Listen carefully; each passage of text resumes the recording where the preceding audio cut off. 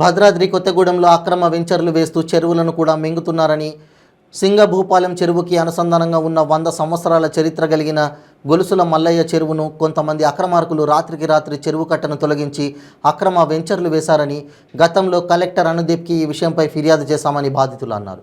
అయినప్పటికీ అధికారులు మాత్రం చూసి చూడనట్లుగా వ్యవహరిస్తున్నారని వాపోయారు. ఇంటి నంబర్, కరెంటు మీటర్స్ కొరకు ప్రయత్నాలు జరుగుతున్నాయన్నారు. జిల్లా కలెక్టర్ ప్రియాంక ఆలాకు ఈ విషయంపై వినతి పత్రం అందజేశామన్నారు. చెరువులను సైతం కబ్జా చేస్తున్న వారిపై చర్యలు తీసుకొని చెరువులను రక్షించాలని కలెక్టర్ని వేడుకున్నారు.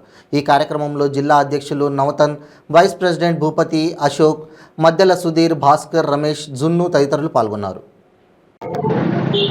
నా పేరు కె నవతన్ కుమార్, జిల్లా కొత్తగూడెం చుంచుపల్లి మండల్ రామాంజనేయ కాలనీ గ్రామ పంచాయతీ.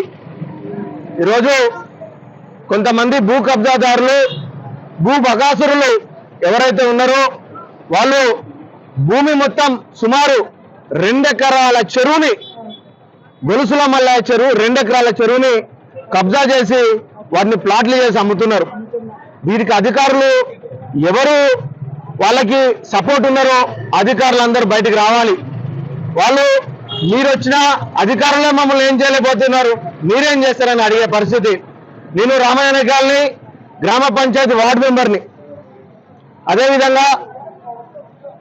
అదేవిధంగా వీళ్ళు మాకు వాళ్ళకు వచ్చిన పర్మిషన్లు ఏవైతే ఉన్నాయో ఆ పర్మిషన్లన్నీ మా దగ్గర ఉన్నాయి.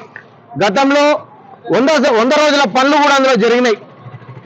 ఆ ఏదైతే గొలుసుల మల్లయ్య చెరువు మొత్తం తీసేసిన తర్వాత ముప్పు ప్రాంతాలకి మా యొక్క సారయ్య కాలనీ గ్రామ పంచాయతీ, ఆ సారయ్య కాలనీ గ్రామ పంచాయతీ మొత్తం మునిగిపోవడం జరుగుతుంది. ఎందుకంటే ఈ చెరువు ఎక్కడైతే ఉందో, చెరువు వెంకటేశ్వర కాలనీ నుంచి వచ్చి రామాయణ కాలనీ మీదుగా ఈ చెరువులో మొత్తం స్టోరేజ్ అవుతుంది వాటర్. ఈ చెరువు తీసేసిన తర్వాత నేరుగా డైరెక్ట్ గా సారయ్య కాలనీలోకి వెళ్ళి సారయ్య కాలనీ అంతా ముప్పు గ్రామాలకి మునిగిపోతున్నాయి. వాళ్ళ పరిస్థితి ఏంటి అని చెప్పి నేను అడుగుతున్నా. అధికారులు మీరు ఎందుకు పట్టించుకోలేరని నేను అడుగుతున్నా. మేడం అనుదీప్ సార్ గతంలో ఇరిగేషన్ డిపార్ట్మెంట్కి ఇచ్చారు. ఇరిగేషన్ డిపార్ట్మెంట్కి ఇచ్చినా కూడా వీళ్ళెవరు ఇరిగేషన్ డిపార్ట్మెంట్ పట్టించుకోలేదు. మళ్ళా తర్వాత మేడం ప్రియాంక మేడం వచ్చారు. Priyanka madam, collector Priyanka madam మీద మాకు నమ్మకం ఉండి మళ్ళీ ఒక పిటిషన్ ఇచ్చినాం. నెక్స్ట్ మేము పిటిషన్లు ఇవ్వం. పెట్రోల్ బాటిల్ పట్టుకొని 2 ఎకరాల భూమి కాడ కలెక్టర్ ఆఫీస్ కాడ కూర్చుంటాం. మా పేదలకు న్యాయం జరిగేదాకా మేము ఊరుకోమని చెప్పి మేము తెలియజేస్తున్నాం.